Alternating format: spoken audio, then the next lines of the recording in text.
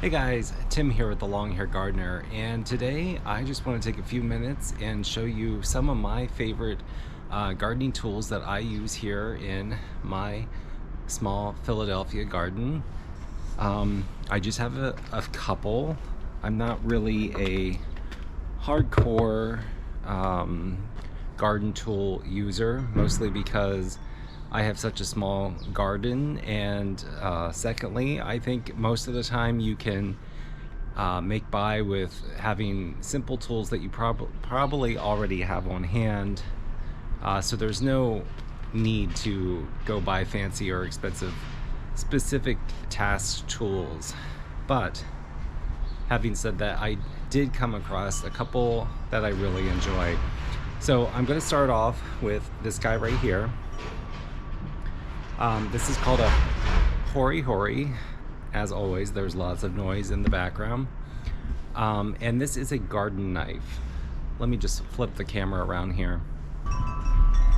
So at first I didn't think that this tool would be something that I would love so much, but I really do feel like this could possibly be my favorite garden tool. And the reason for that is this nice serrated edge here. This is very sharp. There's also another side here which is not quite as sharp. The serrated edge is definitely a little dangerous. I've cut my fingers a few times, but I find this to be very helpful. Let me just walk here into the garden. As you can see, things are still hibernating in winter time.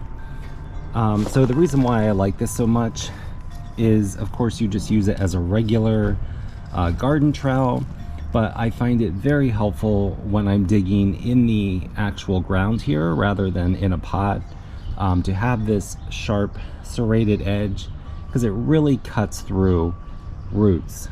It's also helpful in a pot if I want to move, if I've decided I don't like the plant where I have it currently growing and maybe it already has some established roots. This cutting edge really, like, I'm cutting nothing, but when you work your way through the soil, it really slices right through some of those tough roots. So I find this tool very, very helpful.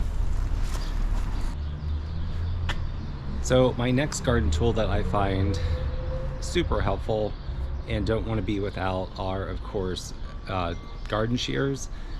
This is my preferred brand right here. This is Okatsune. This is a Japanese company. The Hori Hori is also Japanese, but I really love these cutting shears. So I'm not going to be doing a whole bunch of trimming because we are in winter time here and I don't want to damage the plants, but I really like the way that these fit into my hands. They are, of course, super sharp, cut through most of my gardening needs back here. Again, with a small garden, it cuts pretty easily through some of these more dense wood type plants like this rose bush. It just cuts right through them. So indispensable tool. I love this. I use it for hardwood and even small, just small cuttings, deadheading. It does have this nice little latch down here, which I'm not going to be able to demonstrate easily. But all you have to do is just rub it on your body and it will close very nicely. So huge fan of the Okatsune garden pruners. Another garden tool which I think is amazing. Sorry, I'm doing this one-handed, so having a little difficulty. This is called a Pocket Boy. This is for cutting large branches, so I don't get to use this too often because I only have one tree in my garden, but I did use this to cut off this dead branch right here.